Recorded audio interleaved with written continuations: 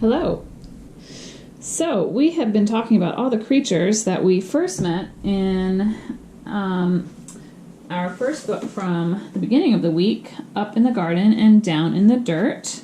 That was by Kate Mesner. And now, one of the characters that was inside of that book was a worm. And today, I want to talk specifically about the inchworm. So, this is called Inch by Inch by Leo Lionni. Are you ready?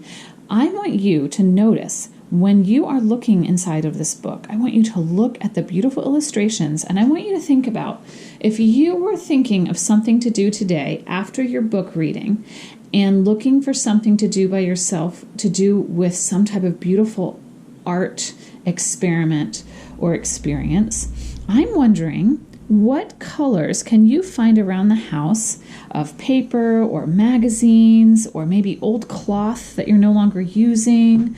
And what can you put together, whether it's to glue a collage or just to place pieces of paper together, colors of paper together, and materials together, and create something as beautiful as these leaves coming up out of the earth?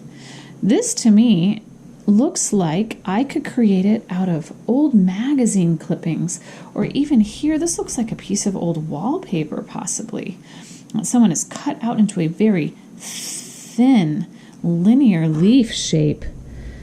And also, as you go along in this book, how many times can you count flowers, full blooms of flowers?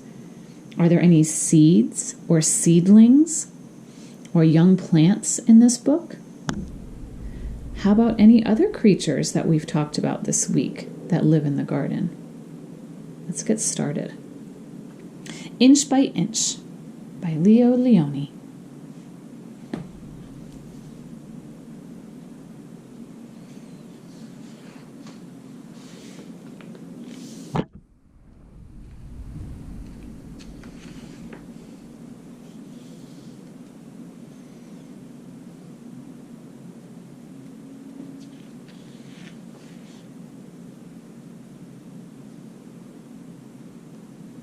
One day a hungry robin saw an inchworm, green as an emerald, sitting on a twig. He was about to gobble him up. "Don't eat me. I am an inchworm. I am useful. I measure things." "Is that so?" said the robin. "Then measure my tail." "That's easy," said the inchworm. 1, 2, 3, 4, 5 inches. "Just think," said the robin, "my tail is 5 inches long." And with the inchworm, he flew to where other birds needed to be measured.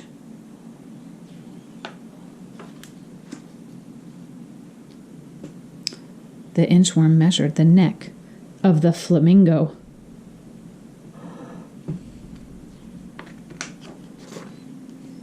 He measured the toucan's beak, the legs of the heron,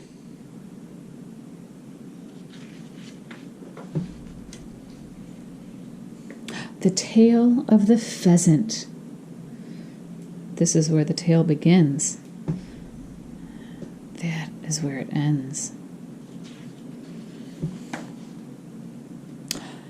And the whole hummingbird.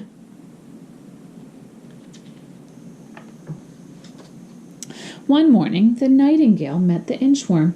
"Measure my song," said the nightingale. "But how can I do that?" said the inchworm. "I measure things, not songs." "Measure my song, or I'll eat you for breakfast," said the nightingale. Then the inchworm had an idea. "I'll try," he said.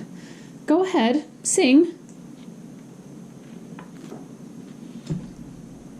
The nightingale sang, and the inchworm measured away.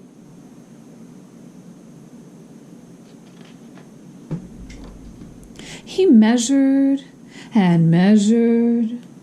Look at him go. Inch by inch.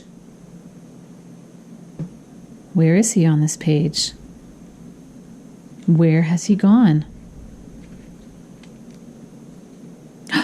Do you see him? Until he inched out of sight.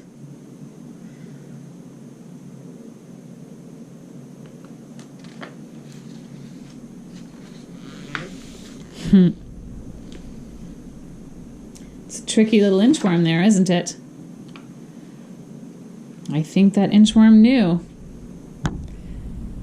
that he was not going to be able to measure the song of the nightingale, because that is a sound. And what this small inchworm was measuring was the length of tails, of beaks, of bodies, and sometimes of whole entire birds. Inch by Inch by Leo Lionni. That was a fun book. I'm going to go measure some things in my house. Also, I'm going to go figure out how to make a collage of paper, and I have some fabric around this house. I think I'm just going to place it on this table here and make a lovely collage.